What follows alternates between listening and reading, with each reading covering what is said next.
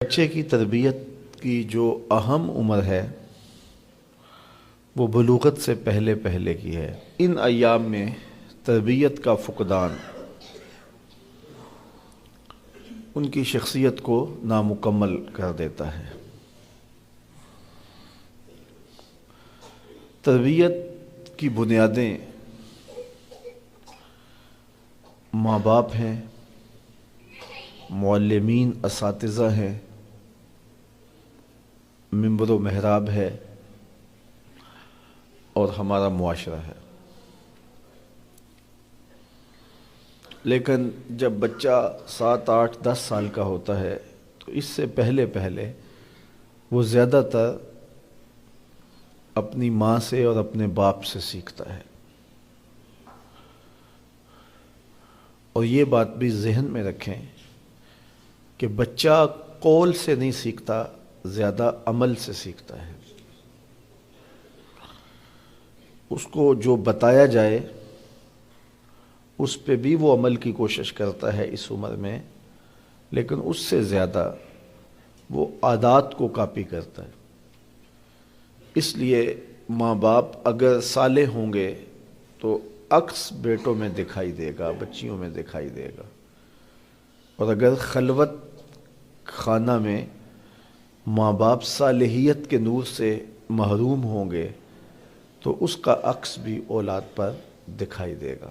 الولد سر لابیہ، اولاد والد کا راز ہوتی ہے۔ ابتداءً بچے ماں کو کاپی کرتے ہیں، اور مائیں جب صالحیت کے نور سے مالا مال ہوتی ہیں تو اس کے اثرات اولاد میں منتقل ہوتے ہیں۔ اس لیے ہم جتنے بھی مشاہیر دیکھتے ہیں، بڑے بڑے لوگ، تو ہم جب ان کے ماضی میں جھانکتے ہیں تو ایک تہجد گزار ماں ان کے پاس کھڑی نظر آتی ہے۔ حضرت خواجہ قطب الدین بختیار کاکی علیہ رحمہ جب درسگاہ میں داخل ہوتے ہیں اور استاد انہیں سبق پڑھاتا ہے، بیٹا الف لام میم پڑھو، تو بیٹا سارا سپارہ زبانی سنا دیتا ہے۔ تو وہ استاد سمجھا شاید پہلا پارہ حفظ ہے، تو دوسرے پارے سے سیقول الصفحاء سے سب کا آغاز کرتا ہے، تو بیٹا وہ بھی سارا پارہ سنا دیتا۔ تیسرے پارے سے چوتھے پارے سے حتیٰ کہ 14 پارے حضرت قطب الدین بختیار کاکی اپنے استاد کو سنا دیتے۔ کہا کہ استاد جی مجھے 15ویں پارے سے شروع کیجئے۔ تو استاد کہتا ہے بیٹا جس درسگاہ سے 14 پارے حفظ کیے تھے باقی بھی وہیں حفظ کر لیا جاتا۔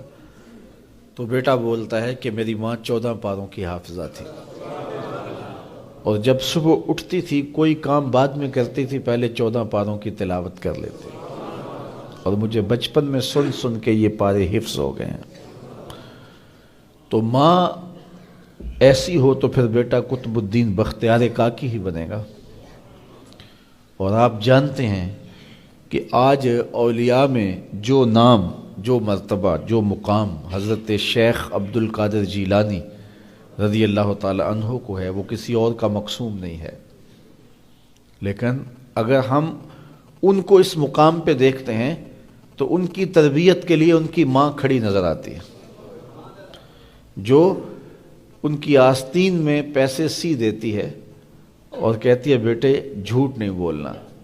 اور پھر ڈاکو جب پوچھتے ہیں کہ تمہارے پاس کچھ ہے تو وہ کہتے ہیں ہاں میرے پاس 40 دینار ہیں۔ تلاشی لی تو دیکھا واقعی 40 دینار تھے، تو کہا کہ یہ عجیب ماجرا ہے، لوگ تو چھپاتے ہیں، آپ بتا رہے ہو۔ کہا میری ماں نے مجھے وصیت کی تھی کہ جھوٹ نہیں بولنا، میں اس وصیت پہ کھڑا ہوں۔